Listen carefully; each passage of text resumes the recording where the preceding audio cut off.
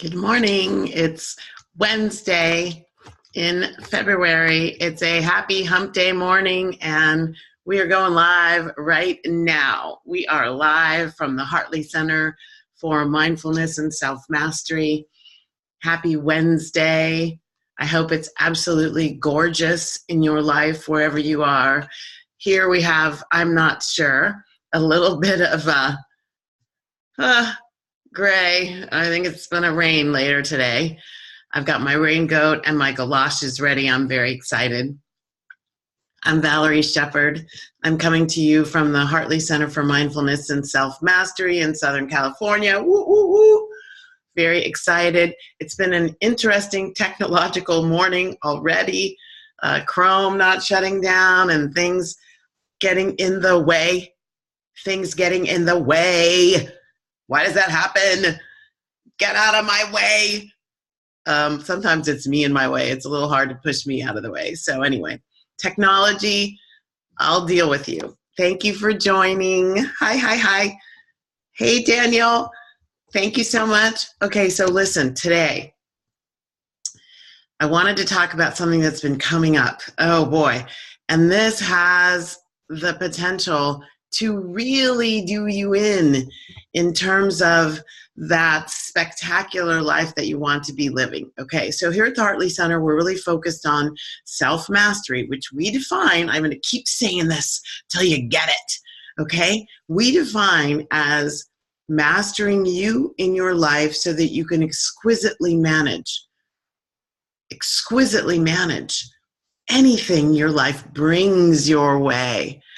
So whatever that is, for some of us, it's really awesome stuff that life is bringing our way. We're having children and getting married and buying new homes and moving out of state, moving out of country.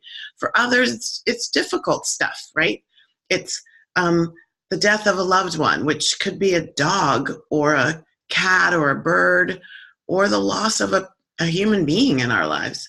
It could be the loss of belongings in this catastrophic weather patterns that are happening all over the world. It could be a total upheaval in your life, losing a loved one from this physical plane. So someone transitions off. You don't have them with you anymore. Or there's so many ways. The physical body can feel like an alien territory. I know that very well. And I also know that I've taken some of that personally. And so some of the things in our lives that happen are not personal. It's not personal. And how we deal with it comes from who we are being at the time at which those things happen. How we deal with those things is a part of our mastery of self. And so that's what I'm here to play with you, dance in with you. And I truly believe, and the data that I've been using shows, and my experience with clients and students shows, that when we master this inner plane of the self, this who I think I am, how I perceive the world around me and all those things in the world, when I can really understand where my dilemmas and decisions and not decisions and my doingness and my not doingness and my fears and my angers and my resentments, when I can really understand where those come from, boy, oh boy, do I have a leg up on fixing everything, resolving things, supporting myself to be the best that I can be no matter what. So that's what we're all about, self-awareness, self-acceptance, and the big one, self-love through everything. And so today I want to talk about something that's been coming up a lot all over the country called identity. What are you identifying with? Who do you think you are? How are you identifying the self? What label are you using to characterize who you are?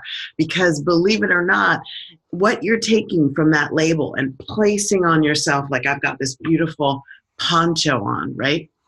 My poncho and my pearls today. I've got to do a webinar later for the National Society of Leadership and Success. I'm so excited. So I'm dressed up. Anyway, the labels that you take from your identity and put on as though they are you create a whole lot of things if you're not awake, aware, and conscious of what you're doing. So identity, let's look at Merriam-Webster. Merriam-Webster defines identity as the distinguishing character or personality of an individual. The fact of being who or what a person is. The fact or being who or what a person is. And we learn very quickly identities, right? I'm the 5-year-old. I'm a kindergartner. I play soccer.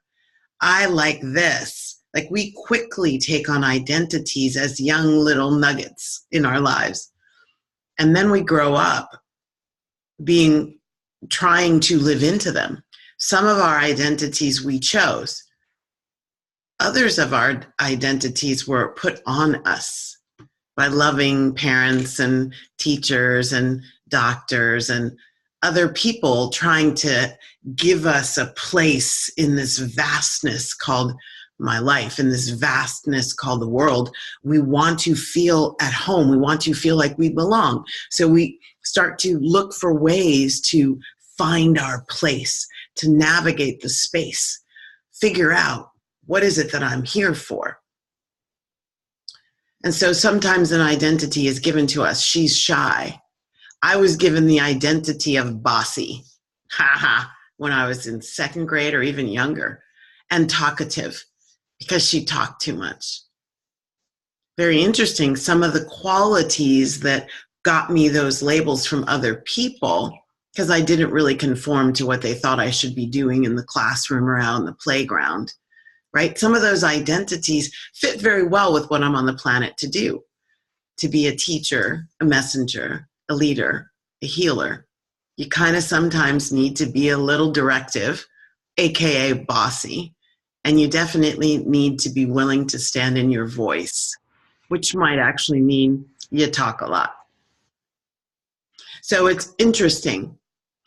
Identity can be a huge opening, expansive expression of you, giving rise to that which is absolutely got to come through you in the moment.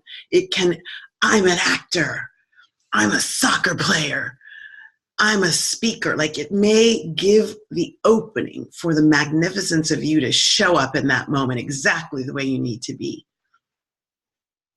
And the most important thing that we remember about our identities is that we are them and we are not them. They are not the totality of who we are and what we're here to do. And if we lose sight of the fact, whenever you lose sight of the fact that you are not your identity any more than you are your name, those are just some accoutrements, some, accessories. Identities are like this pearl necklace. They're accessories. They do not replace the truth of you, which is the depth of you at your core. The soul level of you is immutable. That's the one thing you carry throughout this lifetime and others, is your soul identity. And there's one identity for all of us, and that's magnificent essence, image and likeness of the divine. Beauty, harmony, tolerance, unconditional love, compassion, states of being of peace, love, joy, emotional freedom. That's who you are. That's what you are. So this is a call to be careful. I posted on my website, on my Facebook page yesterday, an article that I had read about how caught up in identity we are right now. It's a good article, and click through some of the links and look at the data. Look at the data. We are, as a society, as an organism, creating identities and dropping into them and hanging on as though they define us. The problem with having an identity is not that you have it, it's that you can't see yourself as anything without it. So like we all know, the mother who is so intense on being the mother identity that when the children grow up and leave, she's lost. I write about this in my book. how our identities and personalities can be so tightly entrenched that we don't know who or what we are if we can't be that thing. So think about the athlete. I was one. When I had my third knee operation, because of a catastrophic injury playing soccer, and it was kind of like a career-ending injury. It ripped my left knee to shred. It had to be reconstructed. I tore ligaments. I tore my ACL, and I had a big operation. And if I were really stuck on being a soccer player, like that is who I am, and I don't know what to be without that. I don't know how to relate to others if they're not on the soccer pitch with me. I don't know who I am in the absence of this identity I've taken on. I'm lost. And it takes a while to recreate myself out of the ashes of what once was. I think about it with people in the military who retire and they have to reinvent themselves. Athletes, people who worked for 40 years in a particular role and set of responsibilities. Even though it evolved, they're so heavily identified with it. Retirement is like a desert. There's nothing there for me because I don't know who I am without what I used to call myself and the way I used to behave. And right now we have a society that is so big on labeling people that we don't know how to relate to one another except through the labels. Only the labels are restricting how we relate to one another. We're in a horrible catch-22. So be whatever labels you want to be. Be a baker. Be a florist. Be a student. Be a master teacher. Be a coach. Be a speaker. Be whatever you want to be. And know at the same time when you're putting that label on, it'll never be the container for the truth of who you are. It'll never, ever express the totality of your magnificence. It will never make up for what you aren't willing to be seen, be experienced by yourself and others, the truth of you, your magnificent essence. The affiliations that we create using an identity, whether that be liberal or conservative, Democrat or Republican, doesn't matter. We have to go below the surface of any label, every label, to see what's really down there. 100 liberals vote differently, potentially 100 different ways on the same issue. Is that possible? I don't know, maybe. So at once, identity is great, and at the same time, wow, it's dangerous, and it's limiting, and you deserve more from yourself. So happiness, the happiness in the identity is to not be attached to the identity, to have the most fluidity in your life, to be what you need to be in this moment, and then change it for the next moment. We are not trying to be better than other people. We're just trying to be better than the person we were a minute ago. I want to be better than the person I was a minute ago, than I was yesterday. And heavens, I want to be way better than the person I was being last week. Way better. So wear your identities like I wear these pearls. Take them off. Maybe don't wear them for a week or a month or maybe 6 months. Be fluid in them. And the idea is just don't attach. Play in the detachment from all of it. And the only thing to anchor in is the magnificent essence of you, the divinity of you, what you are here to express as a fragment of the divine, of unconditional love, of beauty,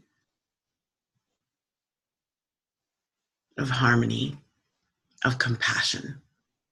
Be that all the time. And the rest of it, have it or don't have it. Thank you so much for joining. Mwah. Many blessings to you. I'm Valerie Sheppard. This is the Hartley Center for Mindfulness and Self-Mastery. This was Wednesday, Hump Day Happy Chat. If you want to play with me some more, come to the Happier Camper Masterclass coming up on Thursday, the 28th, 5:30 Pacific. You can get all the details at happytobeme.net. Many blessings. Have a great rest of the week. Bye now. Happy, happy, happy. I'm happy, happy, happy. I'm happy. I'm happy. See you later.